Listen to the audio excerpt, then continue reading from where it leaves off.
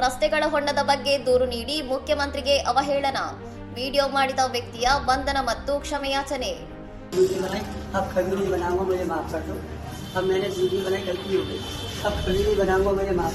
ಆಗ್ರಾ ಜಿಲ್ಲೆಯಲ್ಲಿ ತನ್ನ ಪ್ರದೇಶದ ಕೆಟ್ಟ ರಸ್ತೆಗಳ ಬಗ್ಗೆ ವಿಡಿಯೋ ಮಾಡಿ ಉತ್ತರ ಪ್ರದೇಶದ ಮುಖ್ಯಮಂತ್ರಿಯನ್ನು ಅವಹೇಳನಕಾರಿಯಾಗಿ ಸಂಬೋಧಿಸಿದ ಆರೋಪದ ಮೇಲೆ ರಫೀಕ್ ಖಾನ್ ಎಂಬುವರನ್ನು ಪೊಲೀಸರು ಬಂಧಿಸಿದ್ದಾರೆ.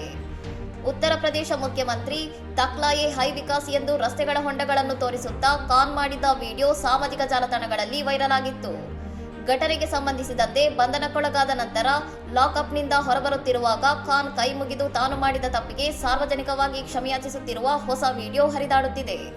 ಮುಖ್ಯಮಂತ್ರಿಯವರ ವಿರುದ್ಧ ಅವಹೇಳನಕಾರಿ ಹೇಳಿಕೆ ನೀಡಿದ್ದಕ್ಕಾಗಿ ಪ್ರಕರಣ ದಾಖಲಿಸಿಕೊಂಡಿರುವುದಾಗಿ ಆಗ್ರಾ ಪೊಲೀಸರು ತಮ್ಮ ಅಧಿಕೃತ ಎಕ್ಸ್ ಖಾತೆಯಲ್ಲಿ ಖಚಿತಪಡಿಸಿದ್ದಾರೆ. ಸಾಮಾಜಿಕ ಮಾಧ್ಯಮಗಳನ್ನು ಜವಾಬ್ದಾರಿಯುತವಾಗಿ ಮತ್ತು ಸಭ್ಯತೆಯಿಂದ ಬಳಸುವಂತೆ ಹಾಗೂ ಕಾನೂನು ಸುವ್ಯವಸ್ಥೆಗೆ ಭಂಗ ತರುವ ವಿಷಯಗಳನ್ನು ಪ್ರಸಾರ ಮಾಡದಂತೆ ಪೊಲೀಸರು ಸಾರ್ವಜನಿಕರಿಗೆ ಎಚ್ಚರಿಕೆ ನೀಡಿದ್ದಾರೆ. ರಸ್ತೆಗಳ ದುಸ್ಥಿತಿಯ ಬಗ್ಗೆ ದೂರು ನೀಡುವಾಗ ಬಳಸಿದ ಭಾಷೆ ಮತ್ತು ಮುಖ್ಯಮಂತ್ರಿಯವರ ವೈಯಕ್ತಿಕ ನಿಂದನೆಯು ಈ ಬಂಧನಕ್ಕೆ ಕಾರಣವಾಗಿದ್ದು, ಸಾರ್ವಜನಿಕ ವೇದಿಕೆಗಳಲ್ಲಿ ಸಭ್ಯತೆಯನ್ನು ಪಾಲಿಸುವ ಬಗ್ಗೆ ಚರ್ಚೆ ಉಂಟಾಗಿದೆ. ಇನ್ನಷ್ಟು ಸುದ್ದಿಗಳಿಗಾಗಿ ನೋಡ್ತಾ ಇರಿ ಸೌರಂ ಟಿವಿ.